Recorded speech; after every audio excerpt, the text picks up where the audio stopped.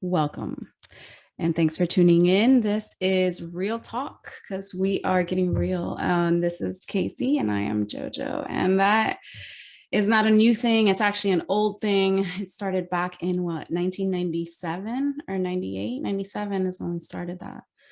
And it went with our names. So it stuck and here we are. So, babe, you want to introduce yourself? Yes, I'm Keith, aka Casey. 97 asked her to be my girlfriend in a church parking lot in the back of a Jeep. That was cool, and got her an embroidered backpack to wear at school because I had to put my mark on her to make sure everybody knew she was mine. Is that why? No, but it sounds good. Yeah, so anyway, got her a backpack with that on it. We still have that backpack, by the way. That's the only reason we have that backpack, because it says KC&JOJO on it. Anyway, cool. Cool story. So yeah, we are talking on our first podcast about this is not about health. It sounded funny, but the title is This is Not About Health. This being everything. So let's talk about it, because coming from our own experience, what we've been through from being unaware to then being aware, it has changed the way that we look at health in every way: physical, mental, spiritual, and emotional. There's so many different ways we can look at health. And in general, I think that that's a topic that as a society, it just hasn't been the main focus until now. So do you want to start with, I go back to those little pizza boxes that you used to have back in 2001. And you thought you were healthy. Remember when you had the dollar pizzas? Mr. P's. Yeah, and you had them every day and just I didn't think I was healthy. That's just, you were healthier than I was at that point. I was eating Lucky Charms and just everything that people eat. Yeah, but I think that's a great point, because I was healthy then. I cared about my physique. I worked out a lot. I put a lot of time and energy into working out, but yet I didn't make the connection of nutrition and how that translated into just overall body composition, performance, mental health. Because let's be honest. Our gut is our second brain, right? Yeah. And you can Google, I think it's the enteric nervous system. I may be wrong on that, so forgive me if I am. Please don't put a nasty comment if I got that wrong. But if you Google your second brain, it controls your hormone levels, right? Your dopamine, your serotonin, your things like that. So that then affects your mood. So how we eat plays such a huge role in everything that we do. But I don't think we make that connection, or most people don't make that connection. They just eat to eat because I'm hungry, right? We all know what's unhealthy, but it certainly doesn't deter our choices, such as the Krispy Kreme donuts that you get for getting a certain shot. Right. Which, speaking of, anything that we say that starts with the letter P, that's what it is. And if we say V, we all know what that is. And if we say C, we all know what that is. So just so you know, because it's gotten to the point where it's crazy, this, censorship, where you have to censor yourself, because if not, you get banned, you get taken down. All these things happen, and all to feed this narrative, which I'm going to go back to. This narrative has been going on for forever. When we were younger and we thought we were eating healthy or normal, I guess. I don't think I was eating healthy. I think normal is what I'm going to say, like the middle. But I think even that was based on the narrative, because normal to me was everything that was on commercials and what you see at the store everywhere. And so it's like, oh, well, this is normal. This is what they tell you to eat. This is what's on the food pyramid, this is normal. But really, is it?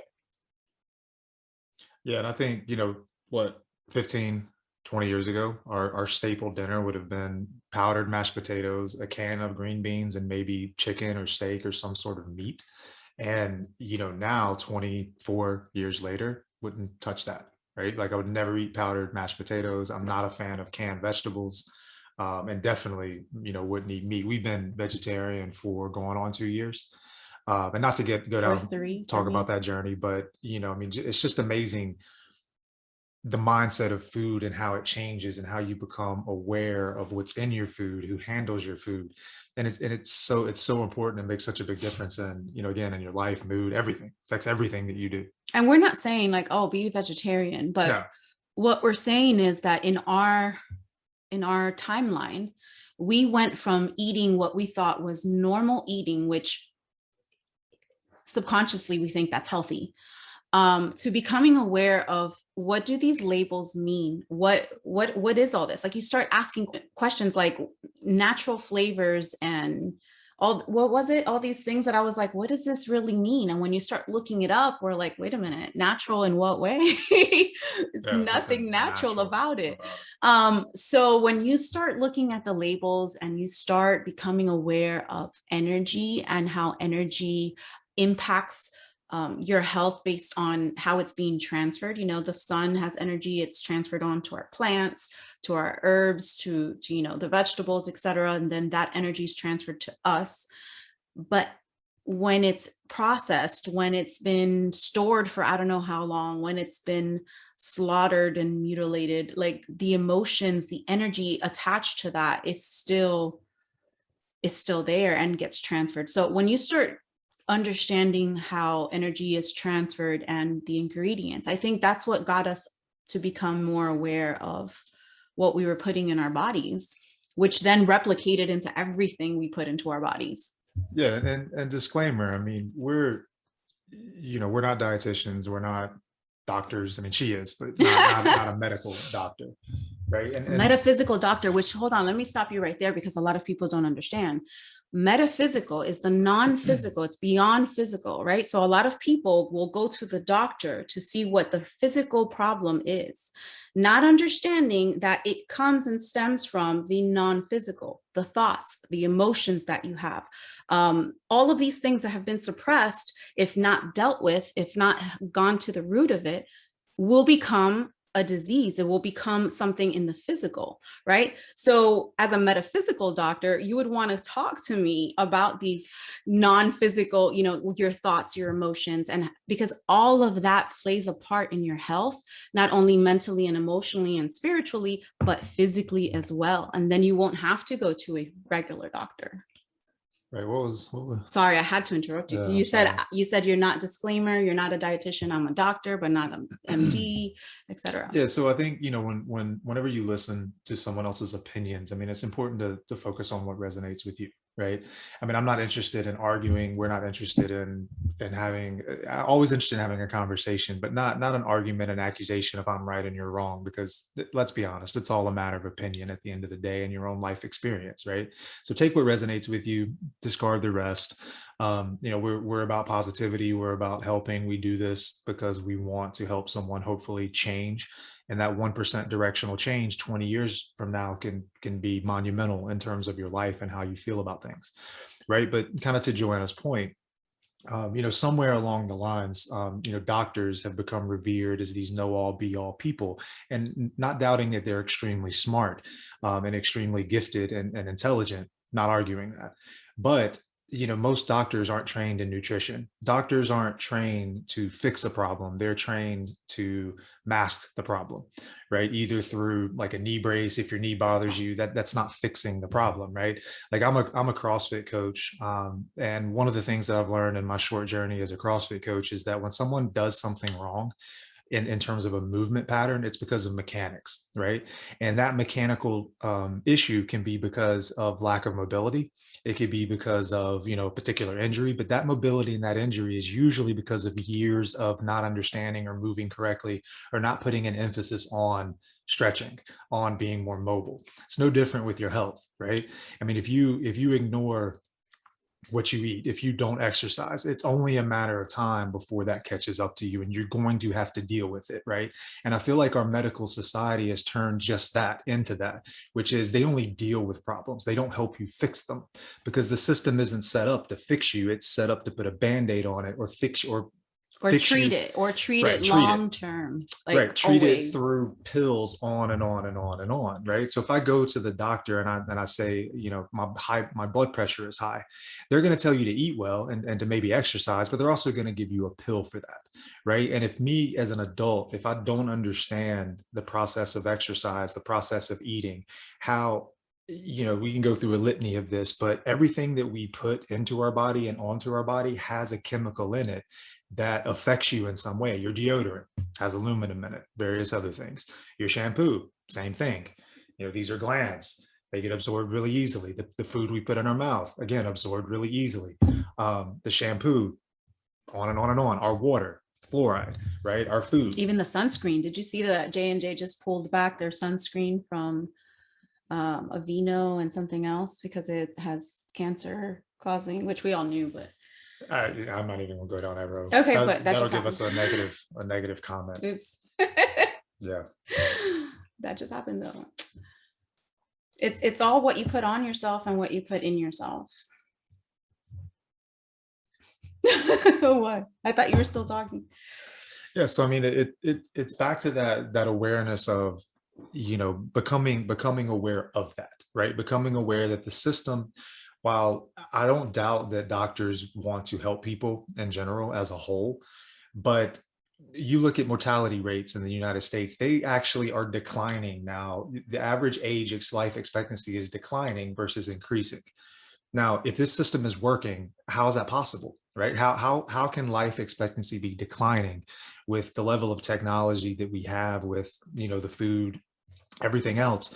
And it's because it doesn't work. It's broken. And it's because we're not teaching our kids, we're not learning as adults nutrition, exercise, how it all ties together. To Joanna's point, I mean, everything ties together. Nothing is singular in terms of how it affects us, right? Everything is connected, and the choices that we make for our kids as parents, what we feed them, how we teach them to look at nutrition, food shaming, all the things that come with that, exercise, moving. We went to Bali a couple of years ago to a yoga retreat. And again, I was pretty new in terms of CrossFit coaching, but it was amazing because you would see men that were in their 80s and 90s sitting on the corner in a full squat, ass to grass, and they could get in and up and out of that position at 80 to 90 years old. Now, again, from my experience, I see men that are 55 years old that cannot do a full squat in a gym. 90-year-old men, ass to grass, mobility. So there's an issue, there's a problem, and it started, in my opinion, it started somewhere when the government got involved with USDA, right? And telling us what we should eat and how we should eat. And you can extrapolate that out from the early 1900s until today. And anyone from in the government agencies, FDA, USDA, will tell you how medicine has come such a long way and we can do all these things. And there's no doubt, if my arm falls off, they can reattach it. That's amazing. But you know what? A heart replacement, or not a heart replacement, but a bypass surgery, that's amazing in its own right. And yes, it can buy someone another 5 to 10 years, 20 years of life, But whoever. if you went to the root of it, right, they wouldn't get to that point. Right. But if we were educated the way we should be educated, and the way our medical system is set up, if we truly were educated on the knowledge and we looked at everything from a spiritual, physical, mental, and emotional standpoint, if we taught our kids emotional intelligence, what would that look like? Right. And again, off track, but how the divorce rate's over 50%. Would it be that high if we taught our kids emotional intelligence and through middle school, elementary school, and high school? If we taught them how to meditate, right? That's a whole nother story about education and the education system. But that's really where it stemmed from, because all of it was, it started with the food pyramid. It started with, you should do this, you should do that. And then it became society's norm to do whatever it was that the education system said. And so here we are thinking it's normal. And then come to find out, all these people that are having reactions to dairy, for example, like they're intolerant to it. Well, maybe because as a species, we have our own milk from our moms and not from cows, and maybe we shouldn't be drinking dairy. products because it causes inflammation and mucus and all this stuff. So it's in looking at all these small, and it comes with time for sure. It's not an overnight thing, but in our journey, it's taken us quite a while to get to the point. But I think a lot of people just don't know. It's laziness. I remember I didn't know how to cook. I was too lazy to cook. Now that we have to come up with things that, you know, like just different plates all the time to be creative, we have cooked amazing meals and brought the family together because we all cook together, and it's fun. It's a thing now. You know, I look forward to what we're going to eat and the energy that we're going to put into our food, etc. So there's a very big difference with what we've had to learn on our own and what we've been taught. Yeah, and I think Joanna brought up a good point. JoJo, sorry, brought up a good point. You know, my own personal journey, you know, I had severe acne as a teenager. And I mean, severe, like shoulders, like literally I played football and I would wear a t-shirt under my shoulder pads and there would be blood marks from where, you know, acne, whatever, you get it. But I also ate a lot of yogurt, drank a lot of milk. I mean, a lot of milk. And I didn't understand that in that dairy, those dairy products usually extrapolate and make acne worse. Right. So of course, my dad had the same issue when he was a teenager, and he took a drug even as a young adult called Accutane. Right. So he takes me to the dermatologist. Dermatologist recommends Accutane. Now, Accutane is a drug that you actually have to go and get blood tests. Okay. Because they have to monitor. I don't know what blood markers or biomarkers they're looking for, but they have to monitor your blood through a blood test. And for me, I'm like, really? Like, that sounds crazy. Like acne and a blood test, like to me, that's not a fair trade-off, right? If I have to get my blood taken to monitor a drug for acne, maybe I shouldn't be taking it. So long story short, you know, I wish I had known then. Maybe I cut back the dairy, right? Eliminate the dairy, eliminate this, eliminate that. But nobody told me that. I think that we're taught to trust that a doctor is looking out for our best interest. And I can tell you in my own professional career, and please chime in, that how often in your professional life do you take a shortcut in terms of not putting the time and energy that you probably should to help that singular person, right? So like I also do mortgages as another job throughout the day. And I can tell you, I mean, there's sometimes because of stress, because you've got 18 other things to do, there's a time constraint, you're dead tired, you know, your wife's calling you, your son's calling you, you got something to do, a chore to run, whatever, where you take a shortcut with someone because you just don't have the time. And it's not intentional. It's just life. It's humans. It's how we are. We make mistakes. Doctors are no different, right? So the fact that I think we walk in, we trust that a doctor is looking out for our best interest, but that, you know, again, I gotta believe that's complete bullshit, because if I have to take a blood test to monitor a drug use, then if I wasn't told to cut out dairy, that's such a simple thing to do. But they don't know too. Like they are told, they are, first of all, the big pharma is. Did you say Harma? Yeah, sorry, pharma is. She said Harma. That was a 40. Harma, big Harma. If they didn't put their people in the education system for the doctors, I mean, if they're the ones paying, you know, big money to these corporations, these, you know, the Medicaid, you know, all this. So they push the drug, and it's not that it's not like, oh, I know better. That's what they're meant to do, or they're asked to do for their job, you know? So I don't know where I was going with it, but if they weren't doing that, I mean, think about it. Didn't they end up saying that was bad? That if you've taken this, you know, maybe I think so. And then look, it ended up, even though you didn't take it like they said, it still harmed you for life. Like you have dry skin now. Yeah, and two, I mean, this is another good thing to kind of put in here. So I don't think they know is that, you know, through the emotional, the physical part, the metaphysical part that Joanna's talking about, right? Like I think her and I have both had a little bit of intuition. So I didn't take it the way I was supposed to take it, because my intuition told me something's not right here. Right. Yes, I want my acne to go away. Yes, I want to be able to take my shirt off and not feel embarrassed. And yes, if I can take this pill that will help dry out my skin and help me achieve that, I'm going to do it. So what I did is I took half the prescription amount that they told me to take, enough to where I could tell that my skin was drying out. But as soon as the acne went away, I got off it immediately. Right. And to this day, like Joanna said, I have dry skin on my scalp, on my face. When I get out of the shower, super dry because of this pill, because it dried up my, sebaceous glands or whatever. Um, but again, I mean, it didn't need to be that way, Right. right? That shouldn't have been the first option from a doctor's point of view. It should have been maybe the second or third option, but not the first. And no one ever shared that information with me. And it sucks. And how many millions of people are living this same situation to where they trust their doctor, they think their doctor's looking out for their best interest. And to Joanna's point, they probably are. Maybe the doctor doesn't know any better. I don't know. That's not my place to say.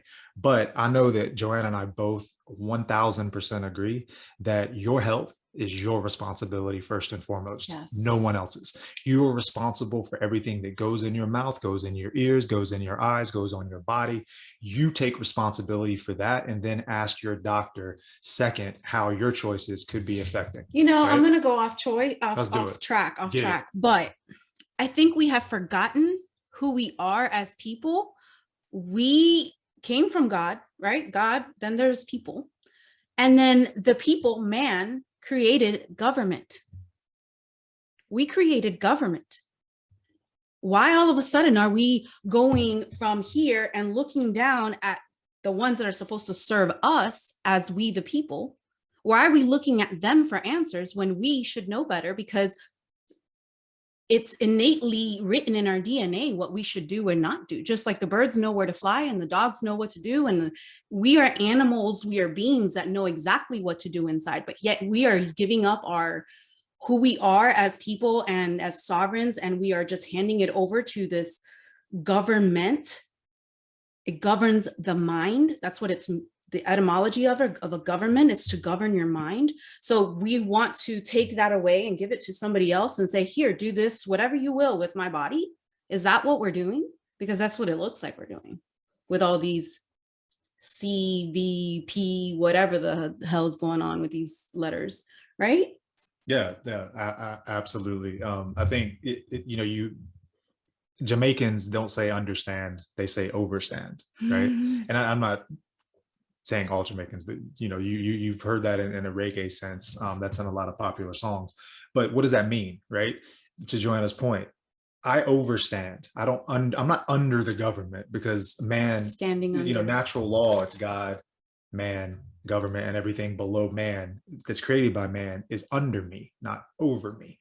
Right. But if a cop arrests you, he will ask you, do you understand these charges? Because he is taking the position that I am over you. And it's like, no, I'm over you, dude. You protect and serve me. You. Right. Yeah. I don't stand under you. And that's a whole different subject too, with court systems and whatnot.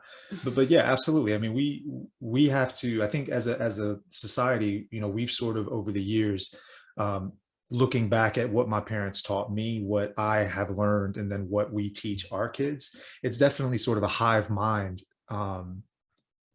phenomenon with how we look at medicine and how we look at food. And with this whole situation that we've been under the last 2 years, I mean, it's mind blowing, right? Like today, and I'm an NC State fan, NC State will fill up a stadium with no masks, no requirements, with 60 some odd thousand people. Right. Yet our kids in school, we don't need to go down that road. Super apart, super covered. It makes no sense, man. And when all this started, nothing makes sense. When all this started, the biggest thing, what was the biggest thing they said? Oh, kids are protected. Kids are less likely. Now it's all about kids, right? And to go down, are we going to go down that road? Or go ahead. Let's go down that road. One of the recent products was FDA approved, and if you go in and read the letters, so there's 2 different letters that were issued. One was a BLA, and I may be a little off on this, and another one was just a general approval letter. But you read through that letter, and they are literally conducting tests on pregnant women, on children. There's another couple categories that these studies will be done through 2024. Right. Now that scares me for a couple of reasons. Number one, and again, I'm not super smart, or do I understand the FDA drug approval process, but I know that, did I say something wrong? No. We're good. Through that process, I don't know if I said one of the wrong words, but through that process, if you read those letters, It's like, man, we're mandating something to people, and we haven't even really fully studied it. Now, I'm not, again, not the smartest person in the world, but what's the survival rate of this supposed issue? 99 some odd percent. Point. Yeah, very. Right. And again, I get, no disrespect to someone who, anyway, I'm not even gonna go down No. that road. It's just, stop. I'm gonna stop. I know, because it's gonna go down that road. But here's the thing. I know it's so hard when we try to censor ourselves. We have been misinformed since the beginning with different things that the media has been telling us that has been based on false information. So the fact that like we're at this point because of everything that has accumulated to this point.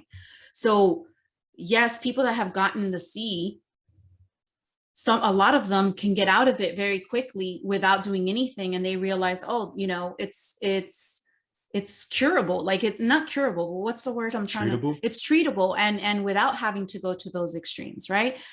But because everybody was still thinking about all the deaths that were counted incorrectly, which they now have said that they did incorrectly, their mind is still thinking, oh no, to prevent the death, to prevent death, when those deaths weren't even from that.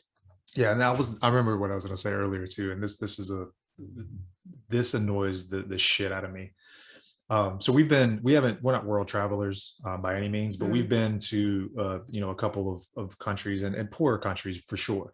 And it's amazing when you drive around or you visit a foreign country, there's a couple of hospitals in a city. That's it, right? There's no orthodontist. There's not 15 dentists. There's not chiropractors. There's not knee doctors, heart doctors, back doctors, hip doctors, shoe doctors, knee doctors, toenail doctors. They just don't exist in other countries, right? And my point is that, all of these physicians and medical establishments exist to treat a problem.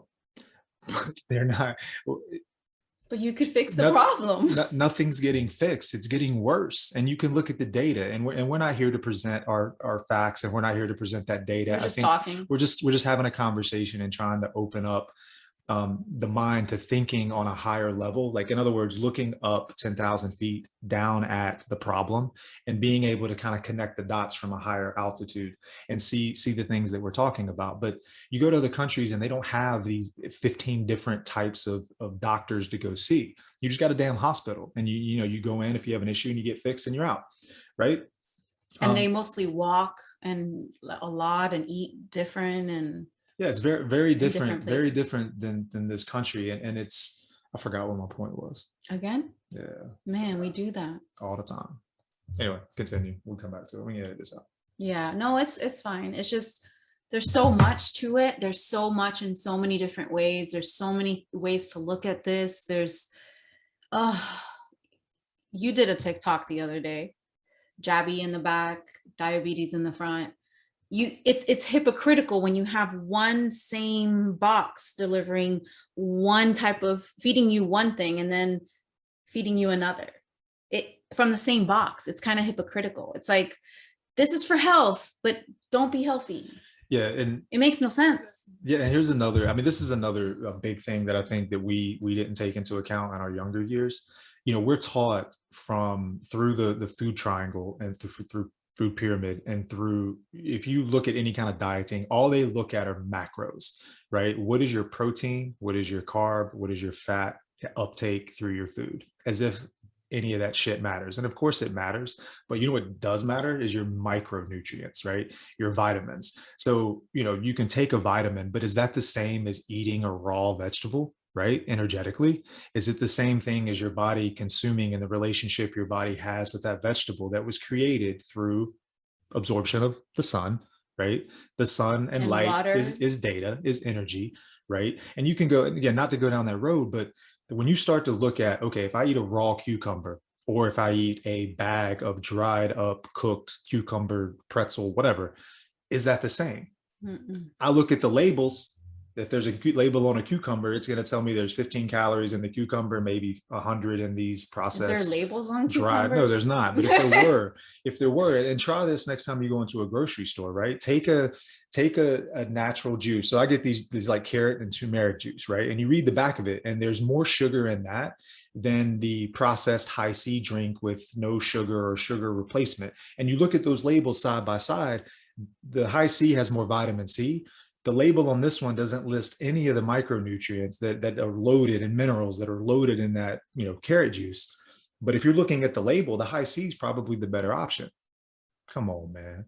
Like, you know what I mean? So macronutrients, while they are important, macronutrients, raw food, think about the amount of people that touch your food. If you can get that down to like 2 or 3, that's probably our best choice. Between packaging and everything? Between packaging and shipping and everything else, right? That's probably our best choice. Raw foods, cook them on your own, definitely your best choice. Grow them. Right, grow them in your backyard, whatever. But, again, the point is that we've been taught that macronutrients are the most important thing. And while they're important, they're just not the most important thing, right? The condition of your food, where your food comes from, like Joanna said, we as a family cook, and I'm sorry, I'm rambling a little bit, but bringing it back home, we cook our food together as a family. The bonding that occurs when you do that changes. It changes your relationship. I mean, we have 14 and 15-year-old kids, and getting them to talk to us is damn near next to impossible. If we go into the room, hey, how was your day? They're not going to say shit to us. But it's amazing the conversations that unfold, right? And how you can then talk about experiences and really bond with your child while you're cooking, because it just naturally happens. I mean, there's an outflow of energy that we put into our food. There's an exchange of energy, and everybody does what they love to do. Like he loves to chop, he chops. I do certain things that I do. I do that. We all have our thing. And I think I've been dogging on doctors in the medical industry for however long I've been doing this, but unintended consequences. This is something Joanna and I talk about a lot. It's like, what are I think a lot of this is unintended consequences, right? Like the McDonald brothers who invented McDonald's, they saw people that had an hour to eat lunch or 30 minutes or whatever it was, and they tried to fix a problem, right? Now, 50, 60, however many years it's been since McDonald's has been in existence, there's been Netflix shows that are made on McDonald's and how it kills you. Was that their intention? Was to cause heart disease and problems and diabetes for people across America and the world? No. But that's kind of what happened. The unintended consequence of trying to make things easier, right? Take a step out, shorten the process so that we can get from point A to point B quicker. The unintended consequences are your health suffers, because that's not the way. And then power, control, and money came in, and they're like, hey, let's put some crystals in the salt here just to save us some money, and some plastic here and there. Yeah. So it's gotten very twisted. And all I have to say, just to say that this is not about health, is when you have to bribe somebody with free Krispy Kreme donuts or pizza or Taco Bell, then this is not about health. Period. Yes, and we've said this from the jump, and I'm not dismissing this pandemic, the seriousness of it, because again, if you've lost a loved one to this virus, whether it actually was due to the virus or not, and that's a whole different subject as well. I feel your pain, and I don't know how I'd handle it if I was in that situation, because your ability to process information changes when you're highly emotional, right? And that's part of the reason why it's been presented to us the way that it has. It's through fear, because once we think and operate in fear, our emotional intelligence goes down. But I forgot my point again. Are you serious? Yeah. That this is not about health. Yeah, not about health. It's not, but I don't know. You don't remember? Nope. Krispy Kreme. So much in my mind that I want to say. It's so many things, and we have to censor it. I think it's the censorship. It cuts off your train of thought. It does, because you're like, you don't want to say this or that. That sucks. It does. It just does. It'll come out next time.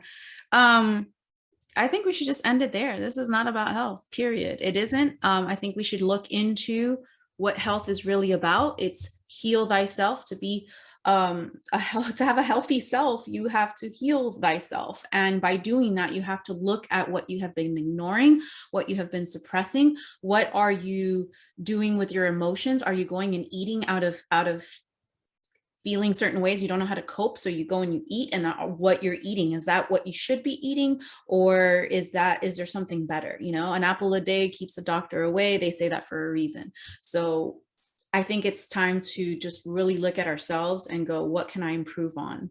Because we all can improve on something daily. Yeah, and just to leave you with a kind of an easy task, this worked really well for me. Every time you eat something, think about what your intention is behind eating it. Is it for ease? Is it for quickness? Is it for taste? Is it for enjoyment? Is it for nourishment of my body? Think about what you're putting in your mouth and take responsibility and think long term about how that food is affecting you. And it's not about food shaming. It's not about, and this goes for pills too. This goes for prescription drugs. This Just goes for everything anything. you put inside. Right. And this goes for also movies, anything that goes through Even your other people. ears, mind, five senses. Think about why you're doing that, what good it's bringing you long term, how it can affect you if this is something you do daily, and just pause for a second before you eat it and think about that, right? Because I know for me, it's all about creating awareness. If you're not aware of the information or the potential ramifications, if you don't care about those things and take responsibility for it, I think that it's the reason why, the mortality rate is going down in the United States. It's because we're just not aware, right? And that awareness can only be gained through taking back responsibility for your health and just becoming aware. Right. So just, again, that worked for me, really quick and easy to do. I think you'll be surprised if you've never done that, about how maybe unhealthy we are when we start to become aware. And then those can lead towards lasting changes, which, can change your life. What? Last thing. So, oh God, the censorship. It does get you. It does. I'm like, I was going to say it. Totally. Because I do have to censor myself here. We see what's coming in different places. It's happening in different countries. We also see how they are dealing with it in other countries, about this VP. And,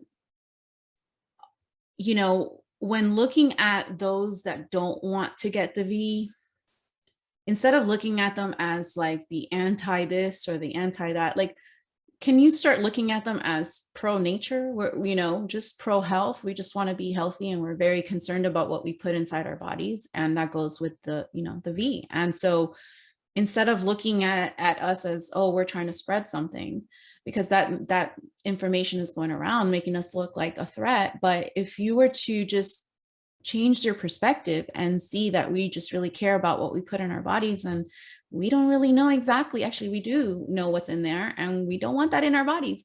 So I hope that you stand with us when the time comes that we have to do something as a society to not let government stand over us, because that's not what it was meant to do. Yeah, the government rarely backs off on mandates, right? Rarely do they give back your tax money. Rarely, right? When laws get enacted, it's very hard to reverse them, and that's concerning. Super concerning. Disconcerting. So I just hope that everybody has a different perspective, or that can see from a different point of view that, this is not really all about health. If it was, we would be doing things very differently.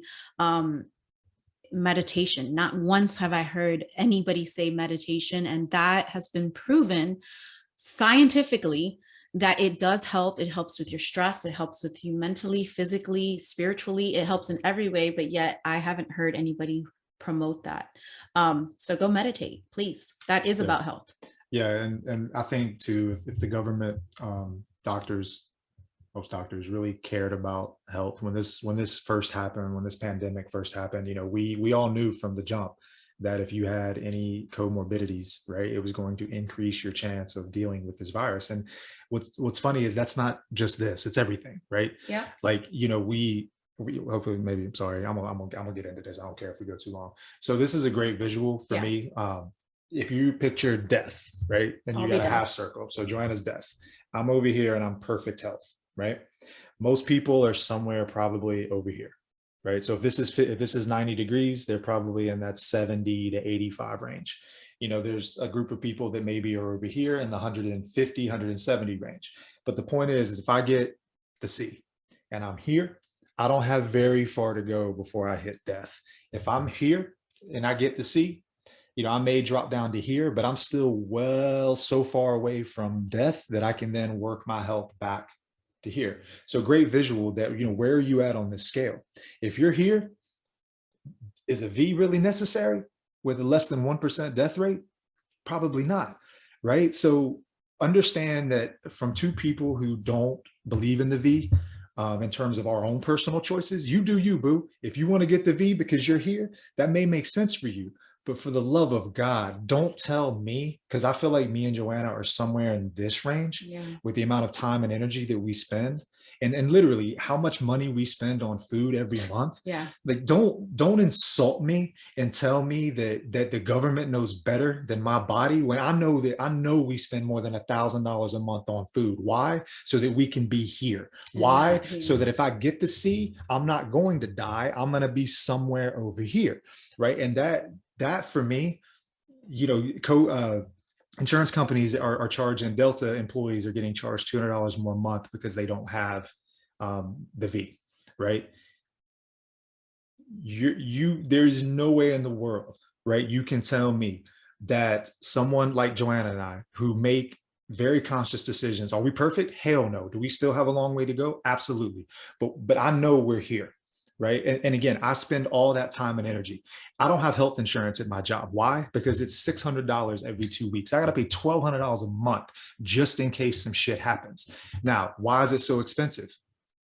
Have you looked at heart disease, the level of people that have heart disease? Have you looked at the data of diabetes, of how much those drugs cost, of how much cancer treatment costs? All of those are things that are nutritional based, mind based, meditation based, that if we did them, most people in America would be here, but they're not. They're here, right? So mandate a V for someone who is here, it doesn't make any sense. And again, I know not to get into the science behind the unV'd through the mutation. Later with that, man. Later with that. No. Is it possible? Yes, but there's a much deeper conversation to be had. Yeah. And this is what I was going to say earlier too. We've been married how long? 20 years. We've been together 24 some odd years, right?